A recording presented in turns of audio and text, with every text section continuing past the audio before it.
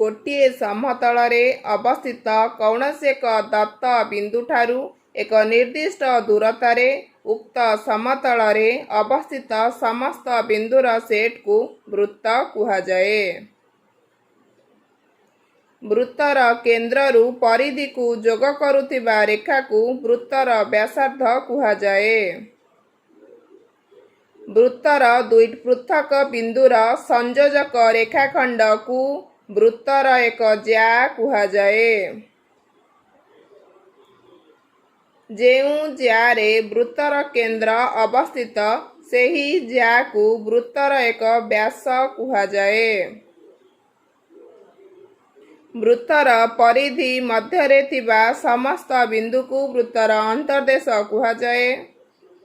वृत्तर परिधि बाहर थिबा समस्त बिंदु को वृत्तर बहिर्देश कुहाजाए। एकाधिक वृत्तर व्यासार्ध समान हेले सेमानकु सर्वसम वृत्त कुहाजाए।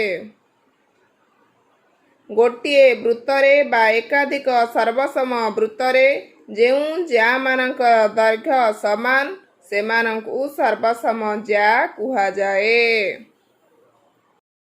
देख पिला माने एटा गोटे वृत्तर चित्र। ए वृत्तर नाम दबा एस। ओ हेला वृत्तर केंद्र। ओरु परिधि को जोग करुथिबा रेखा। ओ हेला वृत्तर व्यासार्ध।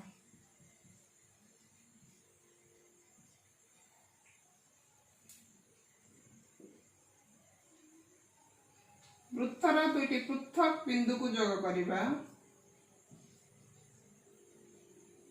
एटा हला वृत्तर ज्या।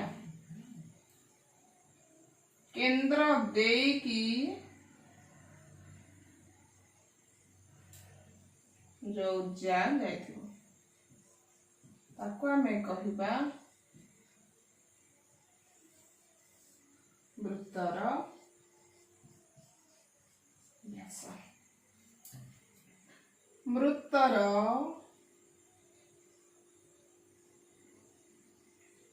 एगारटा को हमें कहिबा परिधि। हला माने कौन कौन जानले? वृत्तर केंद्र, व्यासार्ध, व्यास, ज्या, परिधि। जदि वृत्तर दुईटी ज्या दैर्घ्य समान हेला ताहले हमें ताकू कहिबा सर्वसम ज्या।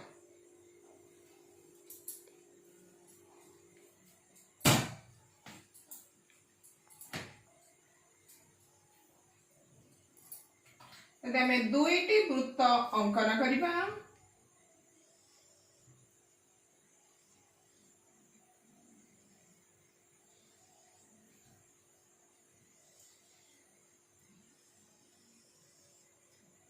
दुईटी जाक वृत्तर